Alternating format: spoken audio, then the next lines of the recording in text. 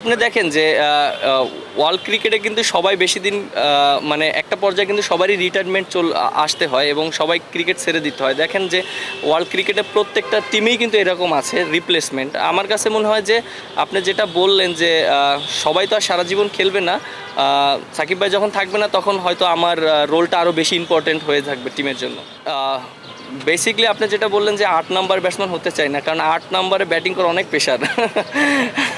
কারণ ওইখানে আপনি দেখেন টিমের অনেক সিচুয়েশনে এরকম থাকে যে টিম অনেক ভালো খেলেছে, তারপরে ৮ নাম্বারে আমার নামতে হয়। আবার দেখেন এমন সিচুয়েশন থাকে যে টিম সবাই ব্যাটসম্যানরা ফল্ট করেছে, তখন আমার প্রেশারে ব্যাটিং করতে হয়। বাট জিনিসটা ওই ইঙ্গিতে আমি বলেছিলাম যে ৮ নম্বরের সেরা প্লেয়ার হতে চাই না, উপরের দিকের সেরা প্লেয়ার হতে চাই। জিনিসটা আসলে এরকম ছিল। দেখেন যে টেস্ট ক্রিকেটে কিন্তু সবসময় চ্যালেঞ্জ, প্রত্যেকটা সেশন বলেন, প্রত্যেকটা বল বলেন, ওভার বলেন, সবটাই চ্যালেঞ্জ থাকে একটা ব্যাটারের জন্য, একটা বলারের জন্য। বাট ইন্ডিয়ার ক্ষেত্রে যেটা, অবশ্যই ইন্ডিয়া অনেক বড় টিম, ওদের বোলাররা অনেক ভালো এবং ব্যাটসম্যানরাও অনেক ভালো ব্যাটসম্যান এবং ওদের যে উইকেটটা থাকে।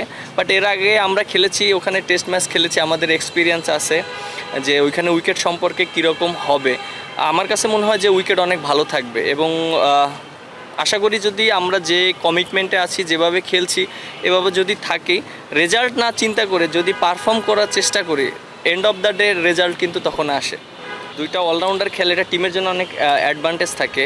আর যেহেতু আমার ব্যাটিংটা ভালো হচ্ছে, প্রথম দিকে শুরুতে আমার ব্যাটিংটা টিম ওইরকম পায়নি, আমি বলার হিসাবেই খেলেছি।